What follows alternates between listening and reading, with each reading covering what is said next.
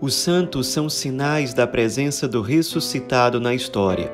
Hoje, dia 30 de julho, celebramos São Pedro Crisólogo.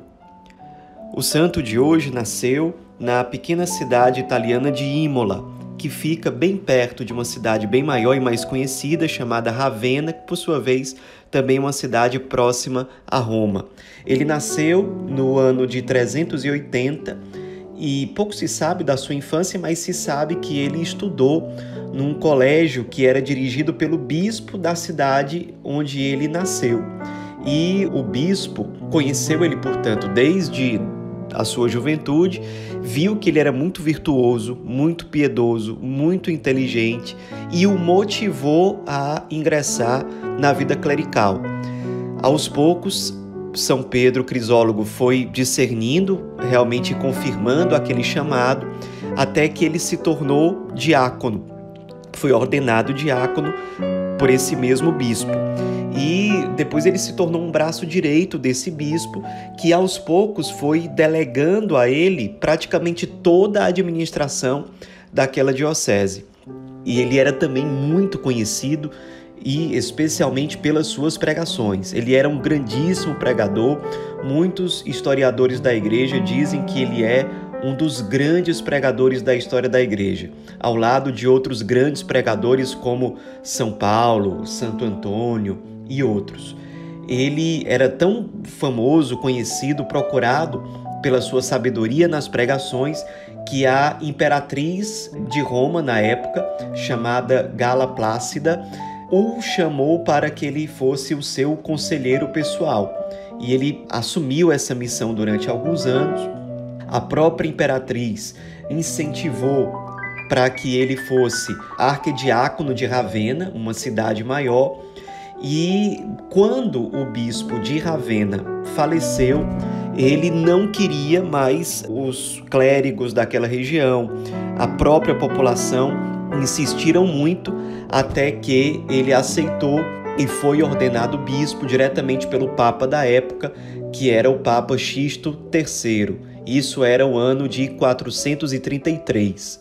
Então ele se tornou um grandíssimo bispo, um grande pastor mesmo, muito sensível às suas ovelhas, especialmente aqueles que eram mais pobres, as viúvas, os enfermos, os órfãos. Ele tinha uma predileção em relação a essas ovelhas. E ele era realmente um bispo muito dedicado, visitava muito frequentemente as paróquias e era muito ardoroso na defesa da fé.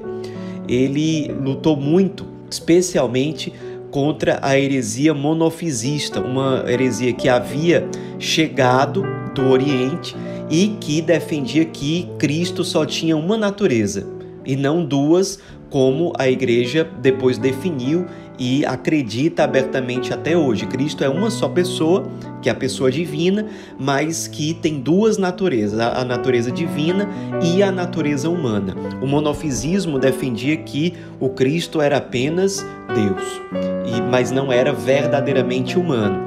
Ele lutou muito contra essa heresia, com muita sabedoria, com os seus sermões, com as suas pregações, com os seus ensinos, e de fato essa heresia foi oficialmente rechaçada nos concílios de Éfeso e de Calcedônia.